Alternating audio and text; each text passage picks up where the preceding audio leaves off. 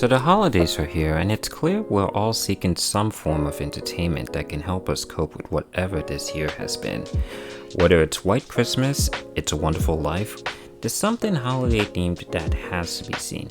Now, while I have some Yuletide traditions that are a bit off the wall, I can't deny my love for the classics.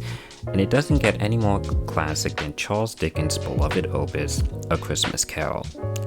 There's something to be said about the continuous relevancy of the 1843 novel that has spawned several beloved adaptations, whether it's Patrick Stewart, Alistair Sim, George C. Scott, Scrooge McDuck, Jim Carrey. We all have that version that introduced us to the character that needed the help of spirits to redeem himself. Now, I'm not going to show my age, but my first big introduction to A Christmas Carol was the 1994 Flintstones Christmas Carol, which in retrospect, it is kind of weird how a prehistoric setting would even observe a Christian holiday. However, it is through these various adaptations that the tale not only lives on, but finds its meaning with each new generation. And what better medium of interpretation can you ask for than a musical? Now, we already know about Scrooge. We know he's lonely, he's miserable. We know that he once had the love of a dear woman in his life who he drove away.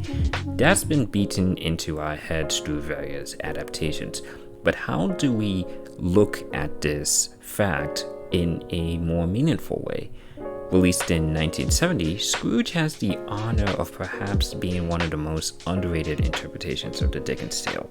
While at times falling victim to its own campiness, as well as certain moments that last just a bit too long, it shines in its performances, cinematography, and did I mention the songs?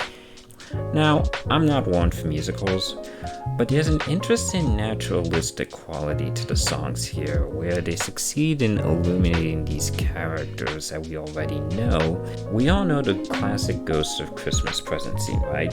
A giant visits Scrooge and says, "Hey, you jerk, this is what you're missing out on by not celebrating Christmas." Scrooge sees his employee and nephew still love him for some reason. The end.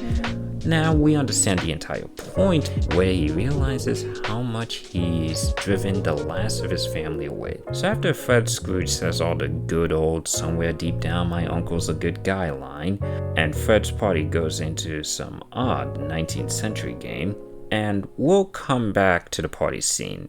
But first, let's talk about a previous scene where Scrooge is with his doomed love interest.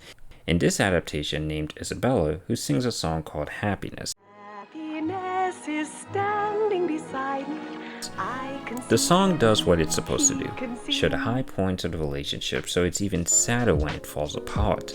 However, the following scene where they break up, it feels like it's missing something to really twist the knife. So what if after the party scene, we have it slowly dawn on him that not only is this the life he's been denying himself for years by refusing Fred's invitation, but also let it be known that this is the life he could have had with Isabel had he not have driven her away. How do we do that, you ask? Well, what if we first started the scene off with Ebenezer enjoying the odd 19th century game known as the Minister's Cat, and from that joy in seeing everyone, slowly transition into a realization of his current reality. And in his current reality, he finds himself singing that same song that the love of his life once sang to him. Instead of being on a horse-drawn carriage on a lovely spring day, instead he's on a cold, empty street. The scene doesn't last long, but it perfectly captures what works about the movie. The bittersweet revelation isn't some big song and dance number. Albert Finney, the actor playing Scrooge, barely attempts at singing above a whisper. But it is this naturalistic quality that drives home the heartbreaking point, that Scrooge living a life that was solely dedicated to gaining money has not only left him without the love of his life, but also a life that is devoid of any kind of enjoyment. Now we know what comes next in the story, and the further bad news Scrooge must stomach before he learns his lesson. But this brief scene represents everything that works well with this Christmas Carol adaptation. It's a moment of joy that transitions into introspection and heartache, and it is without a doubt a perfect scene.